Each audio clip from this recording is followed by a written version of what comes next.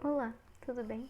Meu nome é Aline Pereira Gaspar, eu sou do terceiro semestre de enfermagem e agora eu vou apresentar o seminário de farmacologia e o assunto abordado vai ser farmacologia do sangue. Eu vou apresentar o seminário sobre a farmacologia do sangue, a definição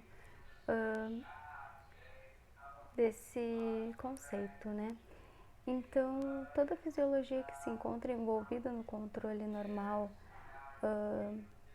da fluidez do sangue é extremamente de grande importância e complexidade.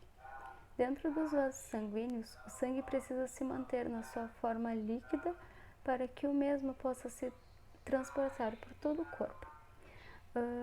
Mas quando tem uma lesão vascular, né, o sangue vai sofrer uma coagulação rápida no espaço extracelular, para que seja interrompida uma possível hemorragia.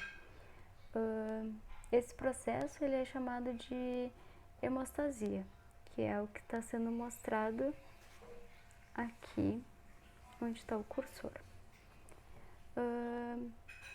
Com isso, todavia, né, no espaço intravascular, pode ocorrer a formação de, por exemplo, os trombos, que já vou explicar o que é, e acontece de forma rápida o acionamento do sistema trombolítico, para que o trombo seja desfeito e evite danos.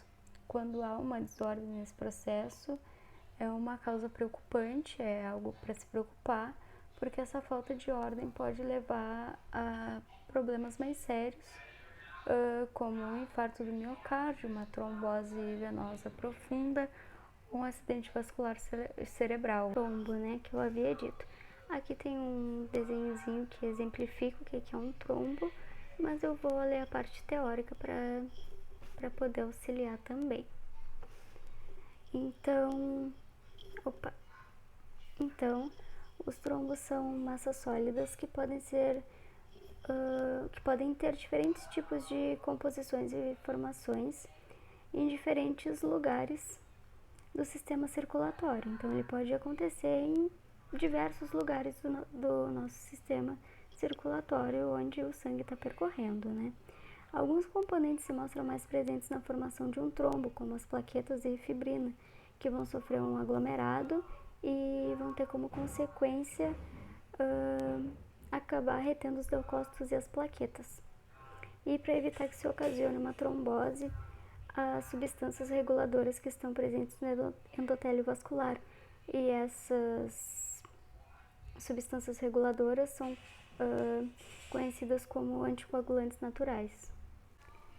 Então, sobre os fármacos, o paciente que faz uso contínuo de medicação, né, ele tem a intenção de fazer a afinação do sangue, entre aspas, né, como popularmente é dito. O que significa isso? Significa deixar o sangue mais líquido para que ele possa circular nos vasos sanguíneos de forma mais livre. E o remédio mais popular para fazer esse processo de deixar o sangue mais líquido é o AS infantil, que a gente conhece, né? O ácido acetil salicílico, que é um antiagregante plaquetário. Com um antiagregante plaquetário, que o exemplo é o AS infantil, o ácido acetil salicílico, que ele é bem conhecido, né?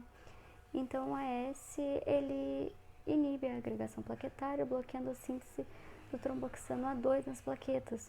O seu mecanismo de ação tem base na inibição irreversível da ciclooxigenase, que é o COX-1, né? E esse efeito inibitório é especialmente acentuado nas plaquetas porque essas não vão ser capazes de sintetizar novamente essa enzima. Então, se acredita que o AS tenha outros efeitos inibitórios sobre as plaquetas.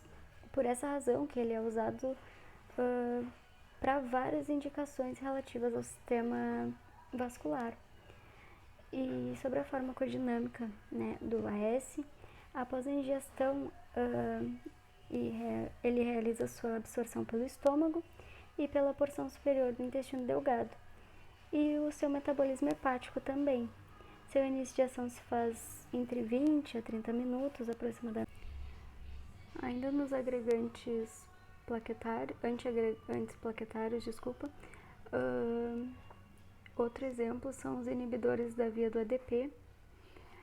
E eu vou falar um pouquinho sobre o prasugrel. Ele é um inibidor da ativação e agregação plaquetária através da ligação irreversível de seu metabólito ativo aos receptores plaquetários ADP da classe P2Y12. E como último exemplo aqui dos antiagregantes plaquetários, nós temos os antagonistas do receptor GP2B3A. Como exemplo de anticoagulantes, então, nós temos a varfarina e a heparina. A varfarina é um fármaco anticoagulante de uso oral. Ele dificulta a coagulação natural do sangue. Sobre o segundo exemplo de anticoagulantes, que é a heparina, então, ela é um anticoagulante de uso injetável. E ela é dividida em de dois jeitos que no próximo slide eu vou explicar. Então, ele é indicado para diminuir a capacidade de coagulação do sangue e ajudar no tratamento e prevenção da formação de coágulos que podem obstruir os vasos sanguíneos e causar coagulação intravascular disseminada, trombose venosa profunda ou AVC, por exemplo. A heparina pode ser usada na prevenção de coágulos em pessoas acamadas, pois por não se movimentarem, essas pessoas têm maiores riscos de desenvolverem algum coágulo ou uma trombose, né? E explica que a maioria dos casos de AVC, ele é causado por um bloqueio súbito de uma artéria cerebral, que geralmente é um coágulo sanguíneo, né? E o ácido acetilsalicílico exerce a sua ação plaquetária nas doses diárias de 50 mg a 320 mg, dependendo da quantidade necessária para o paciente. Tá? E aqui então tem os dois tipos de heparina, que é a heparina não fracionada e a heparina de baixo peso molecular. Então a heparina não fracionada ela é um inibidor indireto de trombina que se liga à antitrombina, convertendo esse cofator em um rápido inativador de trombina, e é comumente utilizado na associação com agentes antiplaquetários no tratamento das síndromes coronarianas agudas. E a heparina de baixo peso molecular, aqui tem alguns exemplos, né, que é a dalteparina, enoxaparina e a nadroparina, e tem vantagens terapêuticas, né? O esquema de administração é mais simples, a relação dose-resposta é mais confiável, a menor incidência de trombocitopenia e sangramentos. Aqui, então, é um slide falando sobre a Covid-19 e a heparina, porque estudos viram que eles podem ter relação e uma relação boa. Então, uma questão importante na Covid-19, que vem sendo o foco de estudos de diversos autores, é o papel da anticoagulação em pacientes graves. Ainda são necessários estudos, porém várias instituições já vêm adotando protocolos de anticoagulação, alguns com bons resultados. E a heparina parece ter um papel como anticoagulante e anti-inflamatório. Segundo a Sociedade Brasileira de Cardiologia, a SBC, parece razoável o uso de heparina de baixo peso molecular, né? Que no caso essa segunda aqui,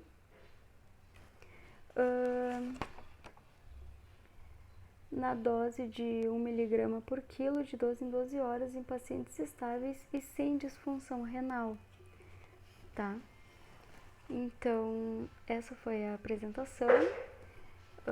Abordei os principais aspectos, os principais temas, né?